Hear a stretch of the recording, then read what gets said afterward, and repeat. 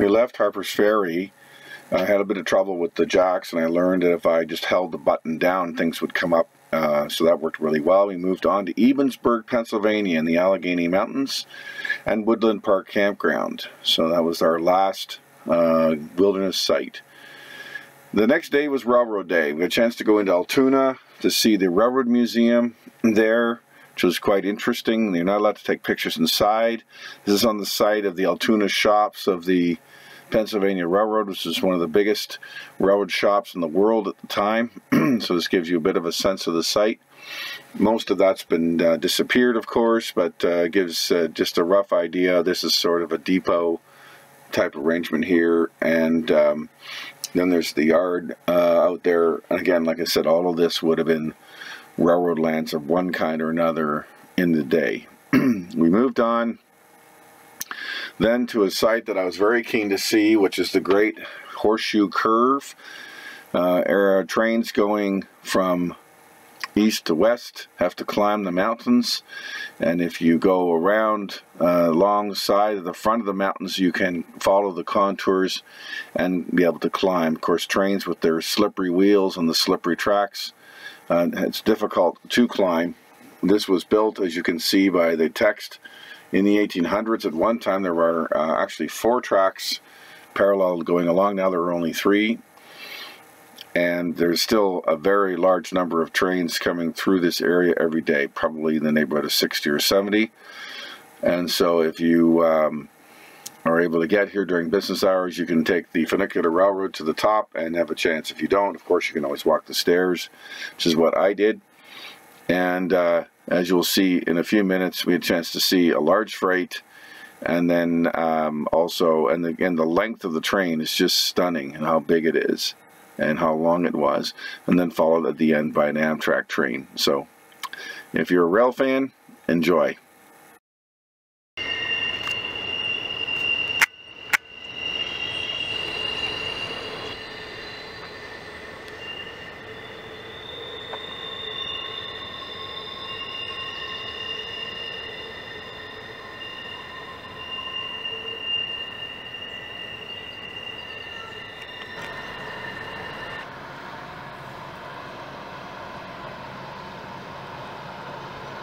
Clear 241, west on there.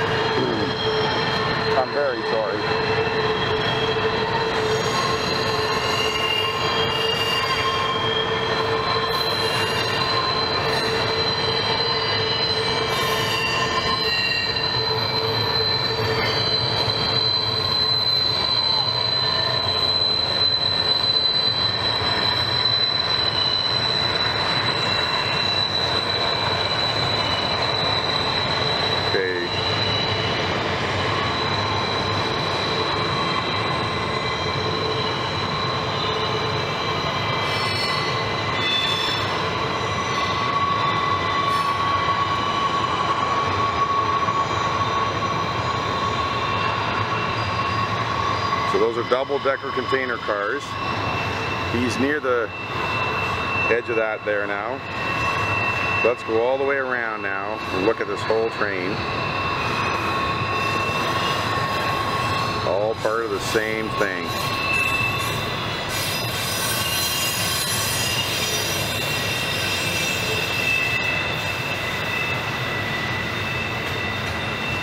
This are 2 engines, isn't that crazy? There it is, it's still coming up the hill too. Completely circled. That is just awesome.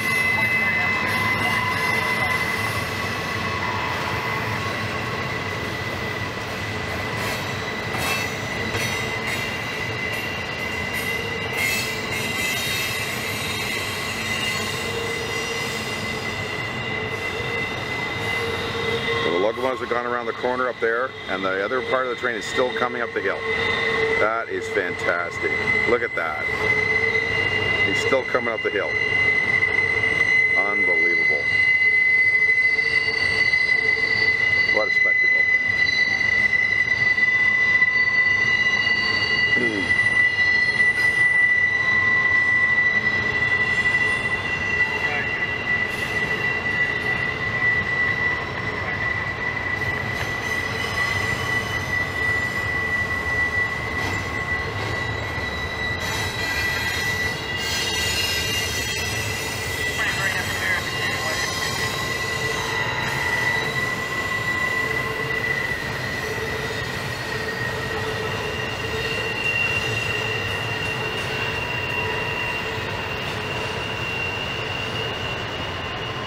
Still coming up the hill.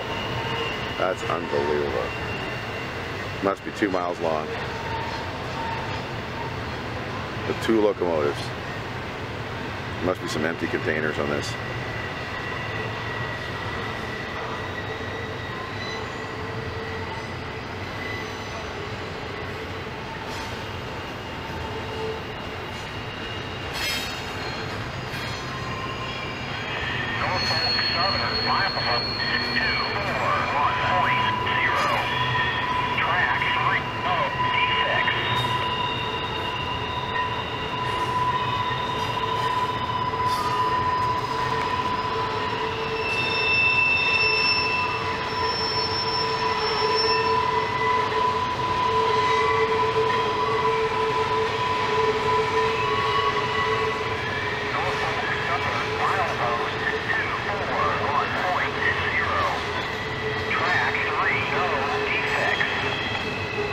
Okay, we finally got the end of it now.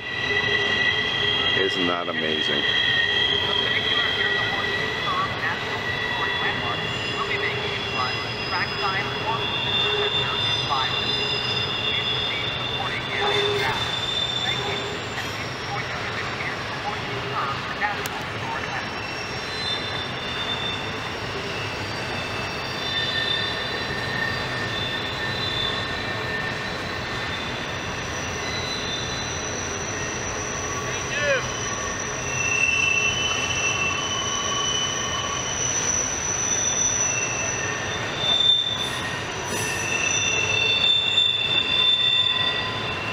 It's still coming. I thought that was the end of it. I missed it. He's still coming up the hill. Unbelievable. Just unbelievable.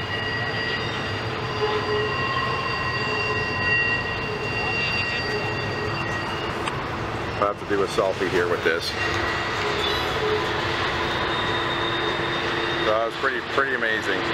Oh, he's got 2 pusher engines behind it. Isn't that wonderful? Okay, here we go.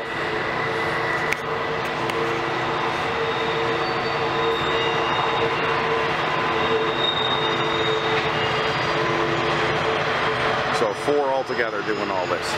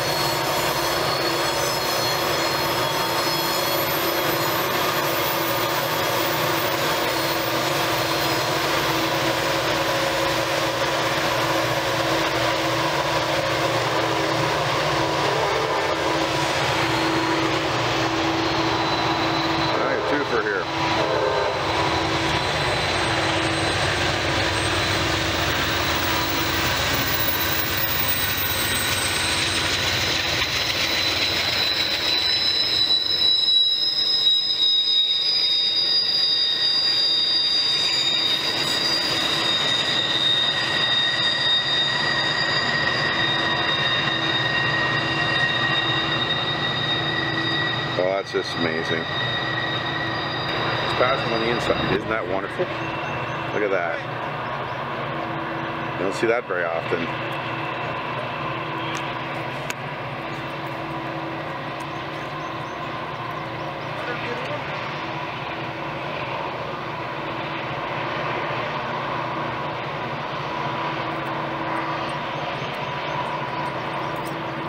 He's only taken 9 anyway.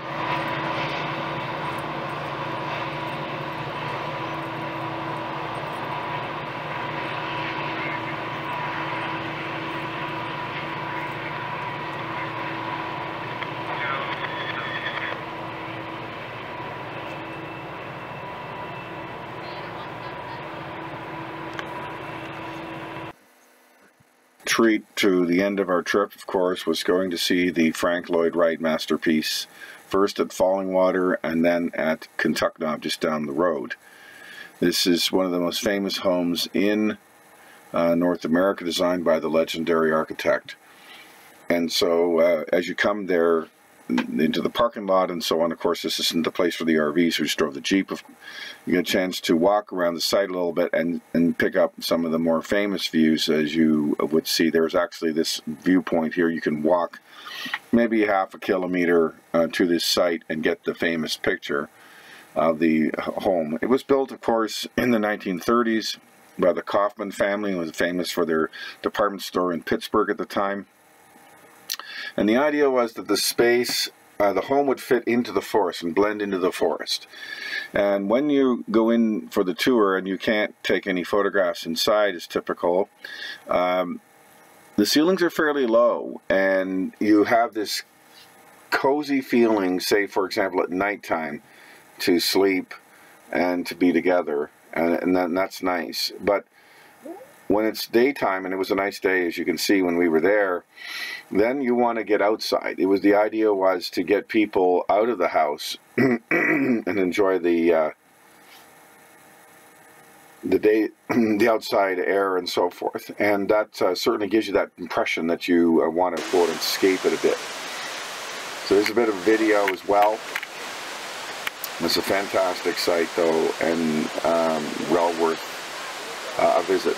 These are fairly expensive tickets. You're going to spend, with Canadian dollars, maybe $50 for a tour. It's certainly worth doing once. And then depending on how much of a student you are, you can come back. They have more detailed tours where you have only a few people, and some of these you can take pictures. And that will depend on your interest, of course. But, you know, again, I'm not knocking it in any way. It was quite an amazing day. And they have a really nice visitor center, and it's all into the forest. You really do feel that connection.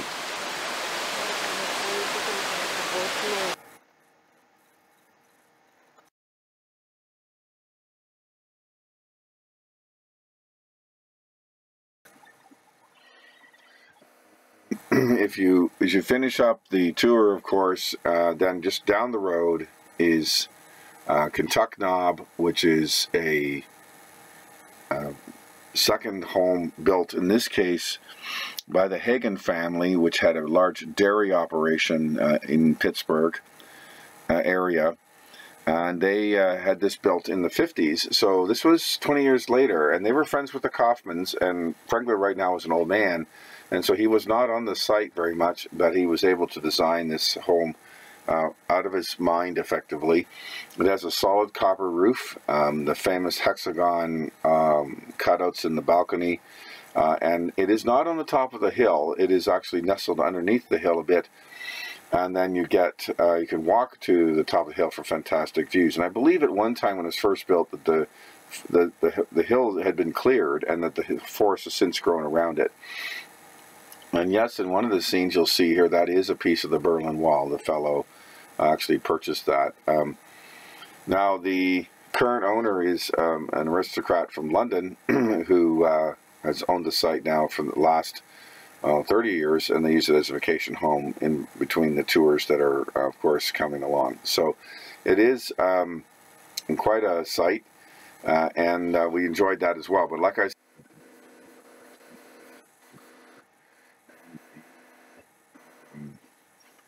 especially with the Canadian American dollar conversion and so on, you're going to feel that. And so again, it was certainly worth doing the one time, no question about it. Again, there's the fantastic views from the ridge, and there's a nice walking path around the site, which was very interesting.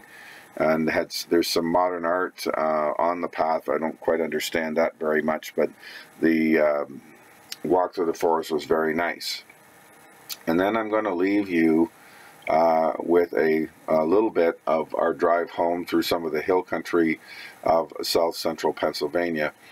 We drove home on US 230 or 219, sorry. We then crossed in at Buffalo and followed the Canadian roads all the way up to the farm at Orangeville, and then we bid goodbye and I went home. And was our 5th trip together. It was very nice and lots of very interesting things to see, and I was hoping to have it a couple of days longer, but unfortunately my sister had a commitment on the Saturday, so we had to come back 2 or 3 days sooner than I would have liked. But in all, we got lots of things done. I certainly would go back and do more at Harper's Ferry. The hiking and the cycling there is totally worth the time, and even if I had to have someone drive the Jeep around for me or whatever the deal would be, so I could do more of the C&O Canal, which is just amazing. I just love doing that. That was really fun. I'd like to take the train into DC from there if we can figure out how to do it. It is a very early and late type train system, but if you can manage that. The Harper's Ferry campsite is expensive. The rate is 66 Canadian US a night, so it puts us almost at $100 Canadian, not quite, but they have a very big pool there. It is a nice site, and it is, of course, proximate to what you want to do, which is partly the deal.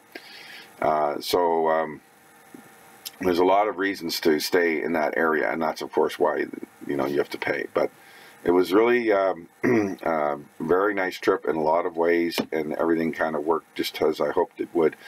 We would have liked to spend 2 days at Greenfield Village at Henry Ford, but with the Independence Day date, so many things are closed in America, and because, again, with a short trip, you just don't want to give up the time, and that always makes it a challenge. So these are always the thing when you're still working for a living and the people you travel with are working, is to find the time and fit it into everyone's schedule. And this does make vacationing at this type of time more hectic than it hopefully will be when we're retired.